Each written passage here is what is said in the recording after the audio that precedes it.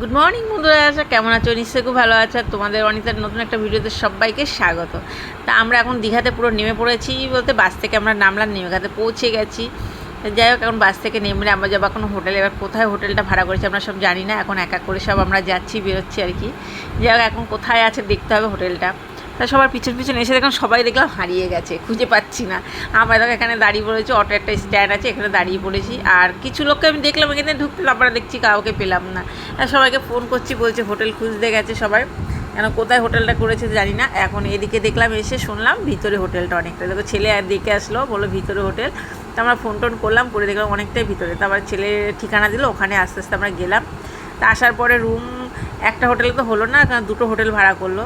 তো একটা হোটেলে ভাড়া করে আমাদের ছোটো একটা রুম দিল, বলে এখানে আপাতত তোমরা রেস্ট নাও, কারণ অনেকটা সারাদিন জার্নিং করে এসছো।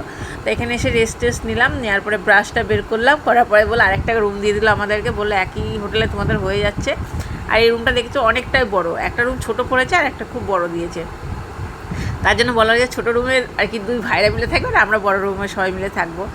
যাই হোক, আমরা চলে আসলাম হোটেলে, ব্রাশ ট্রাশ করে তারপরে আবার চলে আসলাম বাইরে একটু চা খেতে। সকালবেলা একটু চা না হলে ভালো লাগে না। তা আমি দিদি জামাইবাবু সবাই মিলে চাটা খেলাম, খাওয়ার পরে আবার হোটেলে চলে আসলাম।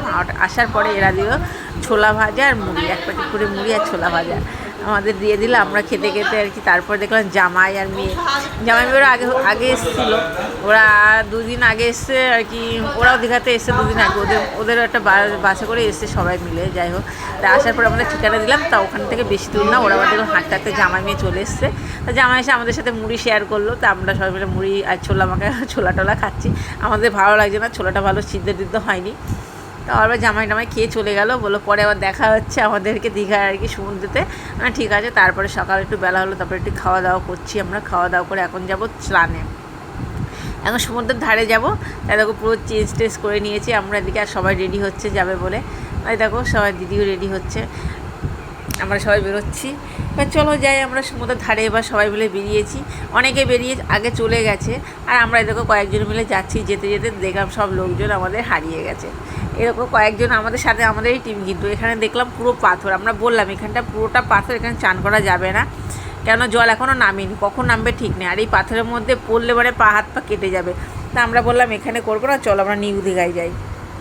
আর আমরা যেটা জিজ্ঞেস ওল্ড দীঘা, তা আমরা বললাম এখান থেকে চলো নিউ দীঘায় যাই। তারপরে আমরা টোটোতে উঠে পড়েছি, কিন্তু টোটোয় উঠে পড়েছি। ওঠার পরে দেখলাম কিন্তু উঠে গেছে, ওরাও কিন্তু টোটোতে উঠেছে। ওঠার পরে নিউ দীঘায় তো ওরাও বলে পৌঁছে গেছে, আমরা একদিকে গেছি আর ওরা আরেকদিকে গেছে। তো ওখানে যেয়ে দেখার পরে দেখলাম ওরাও আর কি খুঁজে পাচ্ছে না, আমরা ওদের খুঁজে পাচ্ছি না, দুই দিকে সব কনফিউজ হয়ে গেছি কোথায় কোথায় গেল। যাই হোক, এইভাবে আর কি করব, টোটোয় উঠে লাস্টে আবার আমরা বললাম চলো অন্য একটা জায়গায় দেখি। ওদের সাথে যোগাযোগ করে কোনো ব্যবস্থা নেই, কারণ সব ফোনও করেছিলাম কিন্তু আমরা ফোন টোন করে পাইনি। তারপরে আমরা টোটোয় উঠে যাবো, আমরা এবারে অন্য একটা জায়গায় যাওয়ার জন্য করছি। তা ওটা যাব আমরা।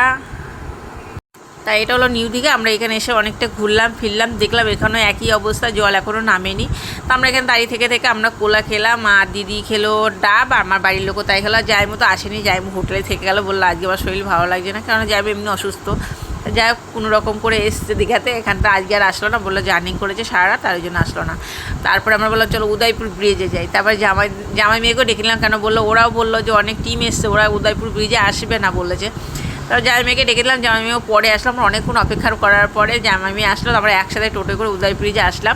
আমাদের সামনে নামিয়ে দিয়েছিলো, তারপরে আমরা এই ভিতরটা দিয়ে আসলাম, আসার পরে এদিক দিয়ে হেঁটে হেঁটে যাচ্ছি এখন উদয়পুর ব্রিজে চলে এসেছি আমরা। আর এখানে দেখতে পাচ্ছ, আর রোদ্দুর দেখো কতটা রোদ্দুর।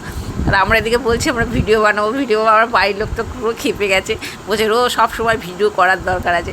আচ্ছা, একটু তো দেখো একটা জায়গায় আসলে তো ভিডিওটা করার দরকার মনে হয় না, ভালো লাগে ভিডিওটা করার জন্য। তারপরে এসে দেখলাম কি হইচই, গান বাজনা চলছে, বুঝতে পারছো উদয়পুর ব্রিজে দেখতে পাচ্ছ প্রচুর লোক কী বলবো, আর গান বাজনা সব কিছু চলছে।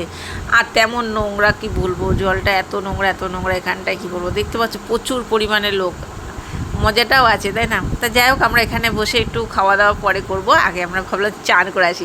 বাইরে লোক বলছে চলো সমুদ্রে চলে আসো, বাইরে লোক দেখো দাঁড়িয়ে আছে কিন্তু। আর ছেলে চলে গেছে, আমি আর মেয়ে পরে যাচ্ছি, আর দিদিকে বসিয়ে দিয়েছি। দিদি বললো আমি এখানে বসছি, যে আমার মেয়ে সব চলে গেছে। দিদি বললো আমি চান টান করবো না, আমি পরে দেখা যাচ্ছে। দিদিকে দিয়ে চটি দিয়ে টেবিলে বসিয়ে দিয়েছিলাম।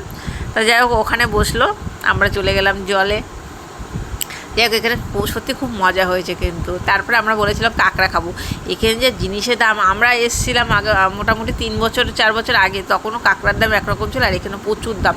এইটুকু কাঁকড়ার দাম বললো 400 টাকা, বুঝতে পারছো? এই দেখো এইটুকু কাঁকড়ার 400 টাকা।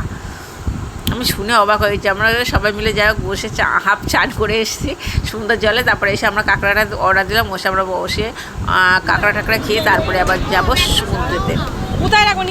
আমাদের সমুদ্রের জলটা আরও এখন খাওয়ার ইচ্ছা আছে, সমুদ্রের জল।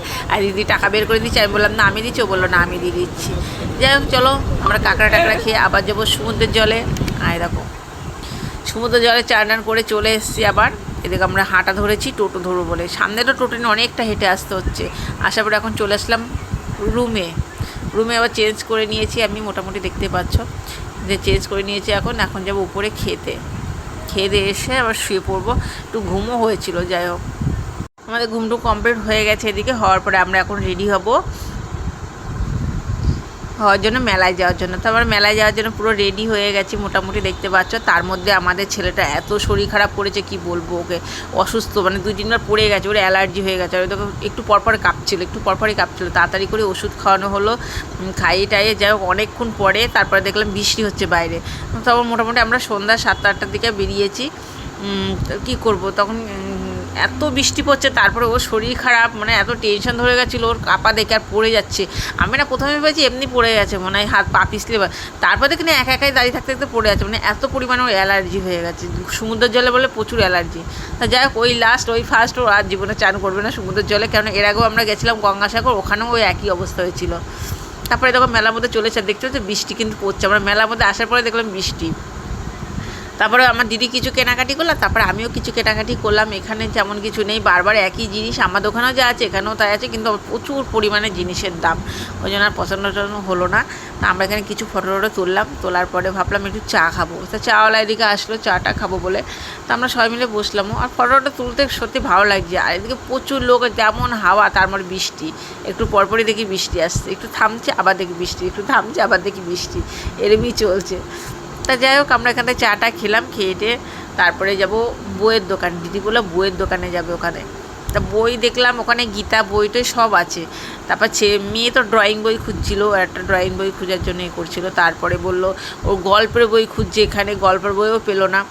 তা কোনো কিছু পেলো না, লাস্টে দিদি একটা বই নিল গীতার, মনে হয় ওটা মনে হয় কি মহাভারতের, যাই হোক একটা বই নিল, আমার অত মনে পড়ছে না। আর ভিডিওটা কিন্তু আমি অনেক দিন পরে এডিট করছি, সত্যি আমার কি বলবো তোমাদেরকে, কি বলবা তোমরা আমাকে, কুড়ে টাইপের হয়ে গেছি। ভিডিও করেই কিন্তু ভিডিও এডিট করার আমি সেই টাইমটুকু পাই না। যাই হোক আমরা এখানে বসে হাসাহাসি করছি অনেক কিছু। একটা বই খোঁজা হচ্ছে, সেই বইয়ের নাম পাচ্ছে না।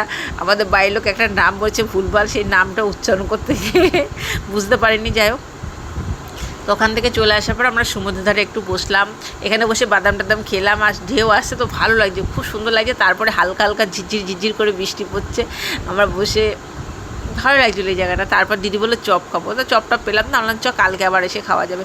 তো চলো আবার রুমে চলে আসলাম, এসে রাতে খাওয়া দাওয়া করে এখন শোয়া হবে। তো আমরা এই ঘরে আমরা সবাই মিলে শোবো, আর 2 ভাইয়েরা মিলে শোবে ওই ঘরটায়, ছোটো একটা ঘর আছে ওখানে।